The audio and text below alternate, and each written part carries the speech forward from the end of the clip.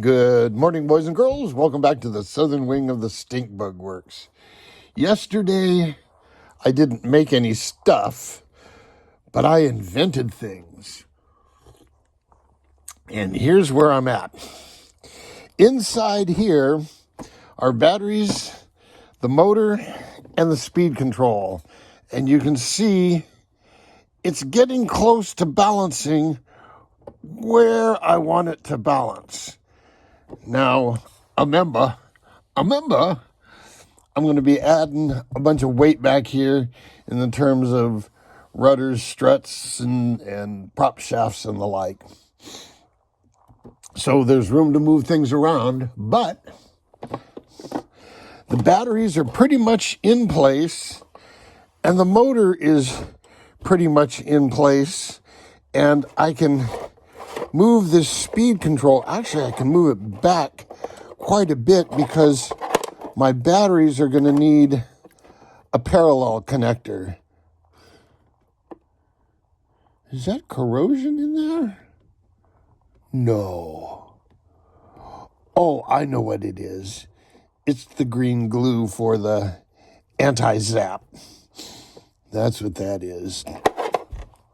Anyway, I've got these things where I can move them around, and I want you to take a look at this. There's a nice, perfect, smooth, flat spot there.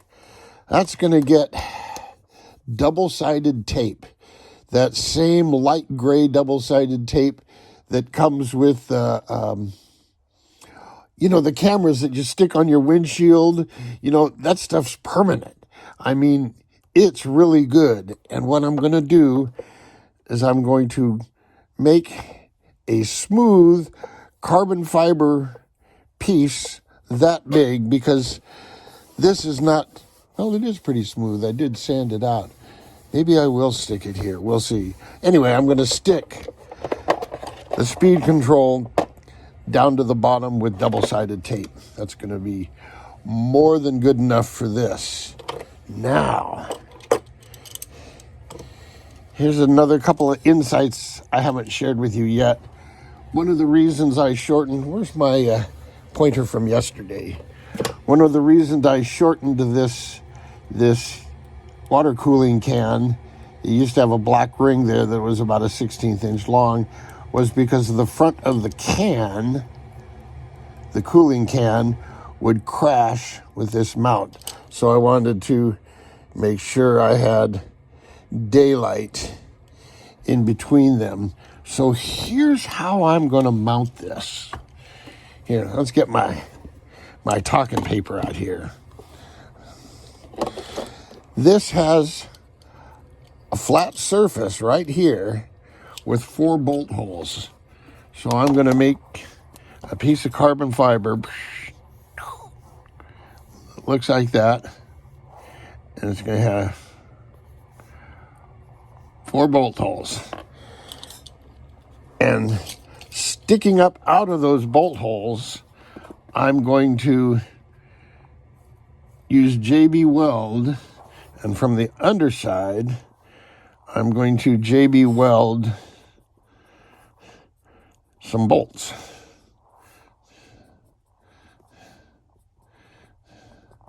So JB Weld, and I've got some bolts in there.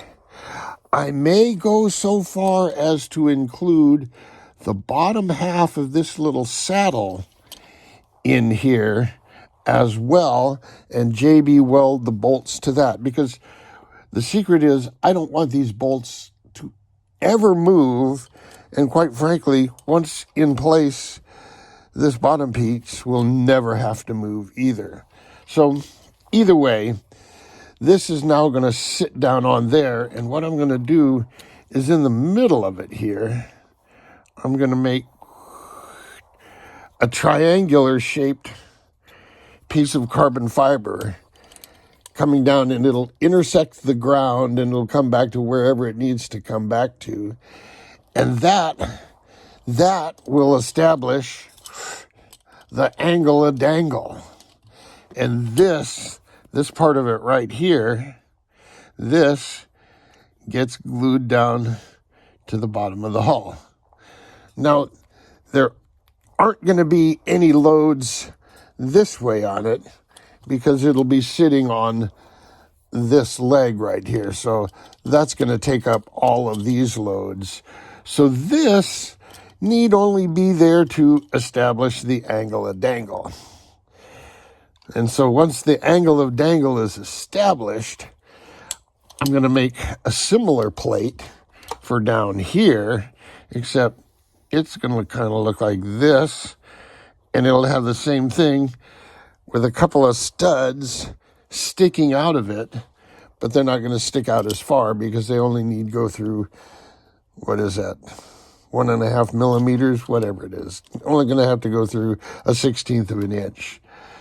So for that one, what I'll do is I'll make this thing with the studs and I'll bolt it to here. And I will have already glued this into the hull. And then I will set that on there, bolt everything down, and then put a piece underneath here, to establish it. Once that piece is tacked into place, pull it out and fill the whole thing with epoxy and Cabosil and any other pieces that I deem necessary. But that's my plan for mounting it. So to get this whole unit in and out will be undo these 4 bolts or these 4 nuts, and there'll be a nut here and there'll be a nut right there, all easily accessible. And this gear comes off real easy. That's why I use this Fairlock connector on this thing. The Fairlock, it holds it perfectly concentric every time and doesn't leave a mark on the shaft. This one leaves a mark on the shaft, but it tells me where to file the flat spot. There you go. So that's my planning. The weight balance is about right. I can adjust this in and out. I now know how the cooling run has to go. Hello, where is it?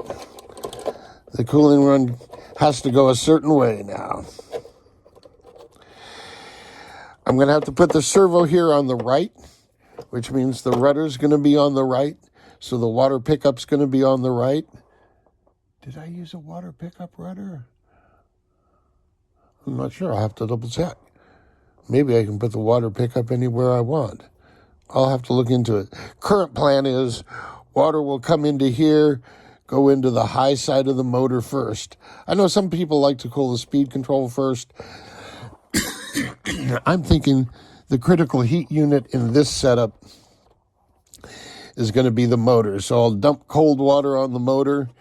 I'll pick it up on the side, go around this way to the speed control.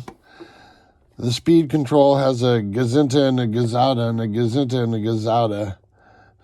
I really want it going out that way, but I could bring it out the side. I always did like bringing Hydro's water cooling out on the left side. What would that be? Left would be port side. Yes, I like it coming out the port side.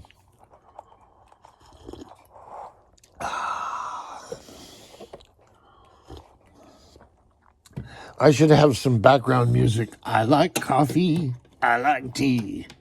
I like the Java. It likes me. Oh, I digress. Until next time, boys and girls, jet out. Ladies and gentlemen, boys and girls, I just reviewed that video. I have absolutely no idea why my iPhone decided to overexpose that and bleach it out. It's as if it has a mind of its own. Perhaps it's been taken over by space aliens. I don't know, but I apologize. Even Ed Wood would have a hard time publishing that video.